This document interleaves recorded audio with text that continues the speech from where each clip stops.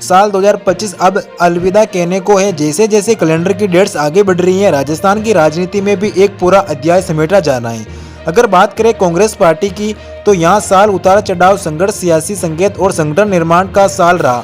2025 कांग्रेस के लिए ना तो पूरा तरह आसान रहा और ना पूरी तरह निराशाजनक, बल्कि इस साल कांग्रेस को खुद को एक फिर से गढ़ने का मौका देकर गया। संगठन और सिर्फ संगठन 2025 में कांग्रेस का सबसे बड़ा मंत्र ये रहा। पार्टी नेतृत्व ने ये साफ कर दिया है कि अगर 2026 और 28 की सियासी लड़ाई लड़नी है तो जड़ मजबूत करनी होगी, और यही वजह रही कि इस साल ऊपर से लेकर नीचे तक संगठन में बड़े स्तर पर बदलाव किए गए। करीब 11 लाख पदाधिकारियों की नियुक्ति, ये कोई छोटा आंकड़ा नहीं है।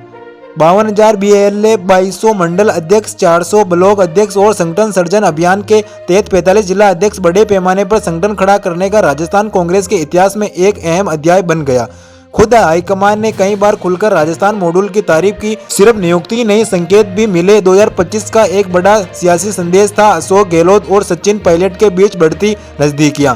जो दूर कभी सुर्खियां बनती थी, वह 2025 में कई मौकों पर नरमी और संवाद दिखाई दिया। सबसे बड़ा प्रतीकात्मक पल तब आया जब सचिन पायलट खुद अशोक गहलोत के घर पुण्यतिथि कार्यक्रम का निमंत्रण देने पहुंचे।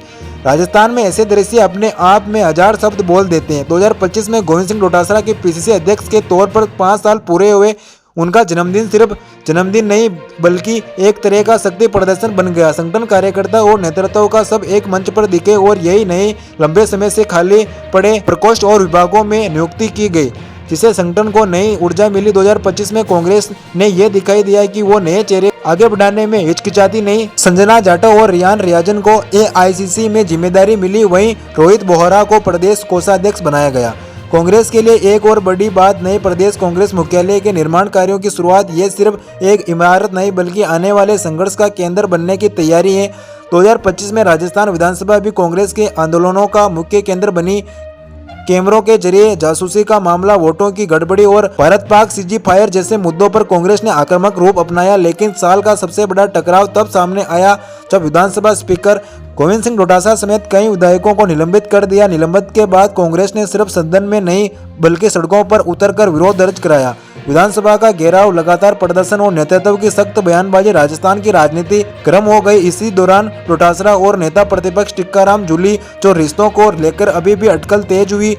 हालांकि पार्टी ने सार्वजनिक तौर पर एकजुटता का संदेश दिया। जहां पूरा साल संघर्ष चलता रहा, तो वहीं नवंबर 2025 कांग्रेस के लिए सियासी तौर पर सबसे राहत भरा महीना साबित हुआ। अंततः उपचुनाव में कांग्रेस को शानदार जीत मिली। इस जीत ने पार्टी को एक तरह से ऑक्सीजन दी, कार्यकर्ताओं का मनोबल बढ़ा, नेतृत्व को भरोसा मिला और विपक्ष को संदेश गया कि कांग्रेस अभी खेल में है। हालांकि साल जाते जाते एक विवाद भी सामने आया। विधायक अनिता जाटव से जुड़ा रिश्वत प्रकरण पार्टी के लिए असचेत करने वाला रहा, लेकिन कांग्रेस ने बिना देरी किए कारण बताओ नोटिस जारी कर यह संदेश दिया कि संगठन के नाम पर कोई समझौता नहीं होगा। अब पूरे साल एक लाइन में समेटे तो कहा जा सकता है कि 2025 कांग्रेस के लिए संगठन निर्माण का साल रहा।